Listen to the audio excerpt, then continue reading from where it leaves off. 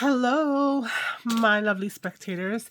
Dee Dee here, and welcome to my studio, which is a table in my living room. Anyway, I wanted to talk about masterboards today. I was not thinking to actually do one with you guys. I mean, there's so much out there that people have done as styles, and it's been like, you know, a very beginner point to getting all the other goodness out in order to start making junk journals and such. So I just wanted to take a minute to kind of talk about different types or different styles. So I would call this like classic. When we see a lot of the junk journalers out there, we see, text, music, some imagery, maybe, maybe not, variation of coloring between the different papers coming from different sources, and then adhering it typically to some kind of scrapbook paper. This is craft scrapbook paper, so I don't have to worry about the back once I decide to cut them up. I did another one also on craft just to kind of talk about some of the things that I'm noticing. I feel like I'm going hard in on the glue, and yet there are still pieces that are lifted. So I'm feeling that once I do decide to cut these things up and I decide what they're going to become, whether they become tags, journal cards, pockets, library cards, labels, whatever the case may be, I am going to maybe have to do a little bit of like mending. So to me, these are the traditional ways to go. So we're doing them on scrapbook paper and 12 by 12, and we're setting them ready to be cut for whatever we need, right? I wanted to show you a couple of things. So I actually took some paper from the back of, this was, I think, wasn't the back, it was the box. It was a box of Rice Krispies, no, Frosted Flakes, something blue. I think it was Raisin Bran, maybe. So again, doing the same thing, adding some more texture, and again, showing that, we need to be careful. Let me get rid of some of these things that are preventing me from moving this paper up, preventing me to show you some of the things that I've come across as a pitfall. So now this is dried like that because when I stacked it, so now I'm going to have to do a little repo fit. I tried with the idea of putting other types of paper. This is mulberry paper that I had cut on a heart for something else. Threw it on there. It doesn't bother me. And when I cut into this, I'm not going to intentionally try to use it as a heart. If it gets cut, it gets cut. Doesn't matter. What I want to notice and point out is, besides being careful how you lay these down, is that there's an obvious, need to now go back and flatten it out. Okay, being that this is a cereal box, there is a potential to make this into your actual journal cover if you wanted to, and then add it to that. So that's an option. Cut it down a little bit, make it a little bit more finished. Okay, so masterboards can be done, and then they can be utilized in many other ways. The other set of masterboards that I did recently, well, the first ones that I actually did were a bunch of these guys, which are white, like stark white, which seems to be like a big taboo when it comes to the junk journaling, because we want the grunge, we want the depth, we want to have all of that. But starting with white, we have the option of really adding to that. So I wanted to just say that, we get our fingers all sticky. This was actually done with sticker paper. I purchased some digitals of text and music notes, etc., printed it on white sticker paper, and then I just cut that up and placed them all like that, and it was so much more easier. So just an alternative idea to the glue stick and to the the wet glue, because that's a whole other process, right? And not everybody wants to play with glue and doesn't like the idea of being sticky. So I had done a couple like these, and again, I just put them on the backs. Now these were actually the backs of what we get our scrapbook paper pads. So I just kept the backs now that I'm getting into this junk journaling, and I use those. We've got smaller pieces because I took a backs of a bunch of other things. But I wanted to show you some alternatives, right? So here's a small one, the traditional layering of it. Here is another small one. These I think were from the Heidi Swap. I get the monthly there. And then I started to kind of like have a little bit more fun. So you can see that the edges are very cleanly cut. I started to be a little more of a tearing kind of situation. And again, I'm trying to discover what is my preference, right? So maybe you want to discover what is your preference. And maybe by looking at some of these, you might say, oh, no, this is too much. Well, it gets busier. It gets busier. So I did it for a couple because you know what? These are only going to be backgrounds. So if it's too much for me to handle, I'm not going to want to waste it. I can cut it up to something smaller that would add a much bigger cluster. And again, more of the tearing. And then got really into the tearing and using more bigger pieces. So that's how that looks, as well as this one. And this one, you'll notice that these are the fonts and the words are turning. So a lot of times you want to keep everything in line visually how we read, and that's cool. And that's, you know, one way to do it. But if we turn it to its side, put it on its side, rotate it from the other points of directions of the reading of the letters, it's not going to hurt, you know, and it could actually produce something really interesting. So I really do want to cut these up. And then I decided to do this specifically to create like rows, right, of the text and the font, so that I could possibly cut this down maybe as like a belly band or something specific. I would not cut it like this. Intentionally, I will cut it cross so that these items are going to be juxtaposition to where I am cutting. So I did a whole bunch of white ones, and I used stickers, and it was easy, and it made it go so quick, and this is why there's so many of them, right? But there's, you know, you can get a cheap full page printable stickers on Amazon. So easy to get. Okay, now moving on, I kept trying different things, and I just want to share them with you so that you guys can get a sense of what's happening. So I went back to the text. Now, I want to do thematic. So what I mean by thematic is that, yes, everything's going to have that grunge potential. It's going to have that distressed, inky, all of that good stuff. But I also want themes. So I know we all love the Tim Holtz of it all. And to me, some of it all kind of starts to look the same. I wanted to have something that had a medical kind of theme. So I got myself an old vintage medical book from the thrift store, and I cut it out. This one happens to be in Spanish. So I'm really not concerned about the words, just the directionalities and having some pictures that are of a medical nature. I thought I had done a second one, but maybe not. Okay. So themes, right? You can go on with a theme and just have items from that theme. You don't have to have the notes and the dictionary papers and the this and the that. For fun, I got this one. So this was printed out from, this is coffee dyed paper. I printed out some of these digitals that I had gotten that had that rusty coffee dyed distressed look of being old in their estimation. And then I found some bingo cards online that I just incorporated into some dyed paper so that I can lay this out.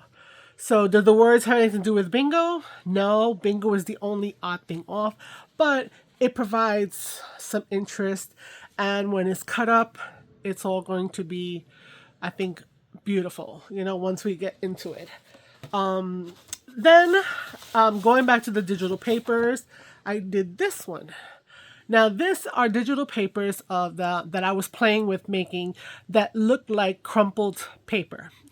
So I just did them in a random since there was no text to them.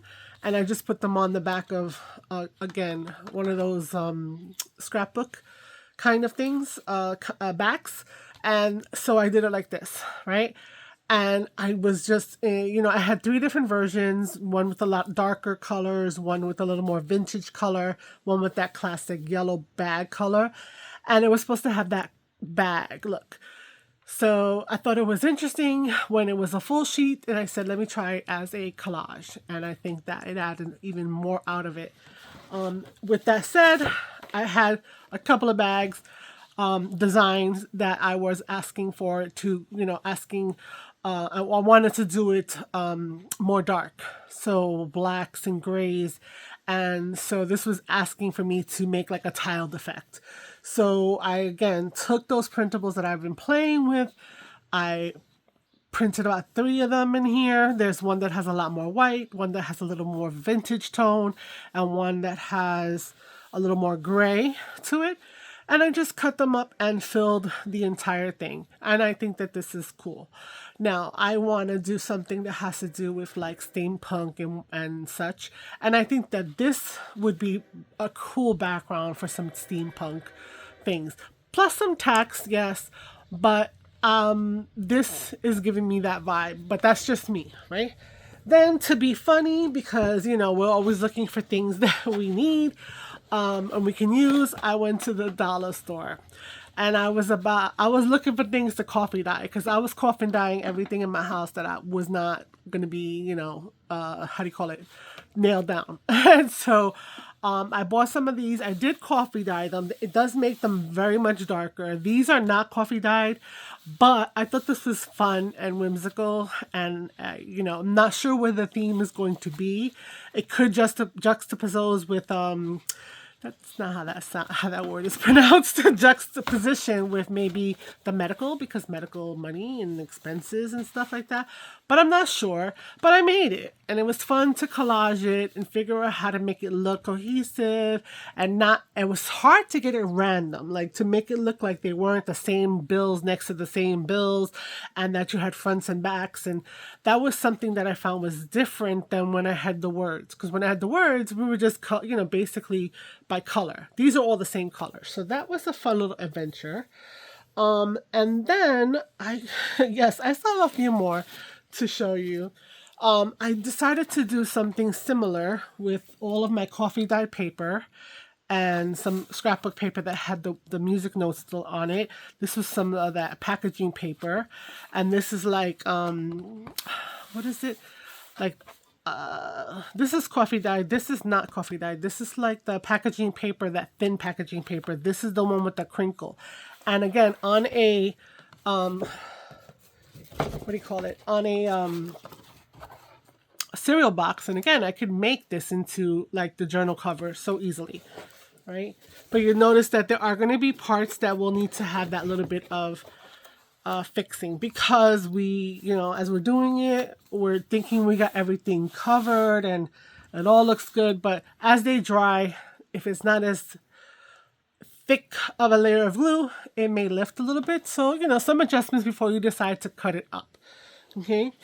And then I'm going to go into something totally different, which, yes, totally different. And that is tissue paper. So tissue paper this is a tissue paper that I purchased off of Temu. And I just took the entire roll and glued it straight on. And it's fabulous. All the work was done for me. And there are so many options out there. I mean, I'm not like a sponsor of, Temu is not sponsoring me or anything like that. I'm a frugal shopper, so this was really cool. I did it, and when I saw it, I was like, oh, it's nice. I just put it on some craft cardstock so that the back was not stark white.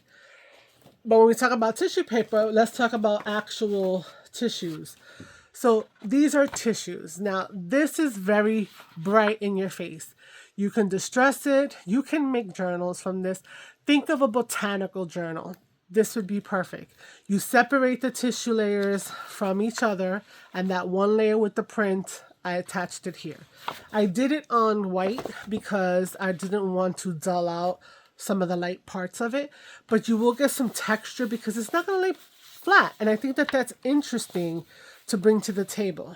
So I layered them like that so that I had some options. I could make several tags, or I could do pockets from down here and tags up here. It gives me options. I then went on to do a couple more. So this is another one. So again, I'm finding that some of the spots are a little bit lifted. So maybe I wasn't as aggressive enough with the adhesive that I should have been. So I got this one, and then I just did this one. I mean, I picked them up in the Dollar Tree, so, you know, you get like 15, 20 of them, so for $1.25, whatever it is. And, you know, this one here. And then I went a little crazy, and I did a real collage. This one is a little hard to take, I know. What would I use this for? I mean, it has some of the black. It depends on how we cut it. But I think that, you know, it is usable as a base to something else, right? But then when I cut all these out, I had these strips that were left over. So this one got cut down, right? Because it had this little purple edge. And then on the other side, it was a little longer. So I had a strip there. And then that one didn't have, this one had a little bit left over on the other side here and so forth. And this one had left over. So what I did was I took the black and the pink, which was here, and was a little too much when it came to here. And I thought about those Tim Holtz, what is it called? The strips, the cluster strips, or some kind of strips. And I thought about that, and I said, you know what? Let's try and imagine that. So I just stripped them out so that I could easily cut it straight down this way, and I could, again, make those collage strips. I think it's called collage strips. Collage strips out of a little collage. Or use this as a base and attach more ephemera to it to make an edge to a pocket or to a page. And so depending upon what you have, you will get different, you know, so I used up all the strips that I have. I wish I had a little more here, but I did it anyway because why not? It's not all going to stay like this, so it might be looking off when I look at it at this point. But, you know, this I think is a cool idea. And these are all masterboards. These are all things that are not intended to stay this way. They're intended to use to produce the elements that you would like. I then decided to go to a really vintage magazine. It was a cookbook. So these are all recipes from a magazine. I think it was Betty Crocker or Red Book or something like that. And in this one, I just put them any which way. It doesn't bother me that there are words upside down. And then I did another that was more traditional where all the words were facing up. Now, does this mean I'm going to do a thematic food one? Not at all. Because the words will get covered by ephemera and stuff. But who knows? I could do a food journal or a travel journal because of the patina of this paper. It's really, really nice. And just to show you, because I had so many scraps left over, I just covered this little thing I have, and now I have a little journal that has that covered. I'm going to put a piece of black paper for the inside here. I've already prepped for my signatures. I'm going to make a really simple one. But by collaging, this was a box for my hard drive. I just took off the side and the two top and the bottom, and then I had it sitting there. And then when I had all these pieces left over, I was like, hey, let me just stick it on here because, you know, it's there. I don't want to waste it. So that's there. So now we have all these papers. We plan to distress them. So I had done a video, not a video, like a series of photos for the ABC April challenge, ABC April 2025 challenge by Seven Plaza and Nikki CraftybyToni. So I did this one when they were talking about doing distressed. So I just wanted to bring this to light because The idea is that, you know, these are not going to stay pristine. This was actually one of the white ones that I had. So I've showed that you could stamp on top of what you cut out. So this is a basic cracked glass stamp. It really changed up the look of that white. You could physically distress it, like really, you know, with a scissor, really get in there and go to town. And that's another type of distressing. You could ink. I personally am a heavy inker. I really like to see the ink that I'm putting, whatever color it may be that's coordinating. It's going to be heavy for me. You could ink. You could do a stencil over it, right? So you can see this cracked glass stencil that I did over this one, okay? And then you can do spritz or splatter, which is what's here. And I just did this tag that has everything together. So eventually these masterboards will get treated. Oops, I'm a little weak. With these items or with these methods. And I think that that's awesome. But the last thing to point out for this video is when we're talking about spritzing, right? You're going to get yourself a box of some sort. I have a pizza box, an old pizza box that I'm using in order to spritz on the different things. And so once I've cut my pieces out, I can go into the box.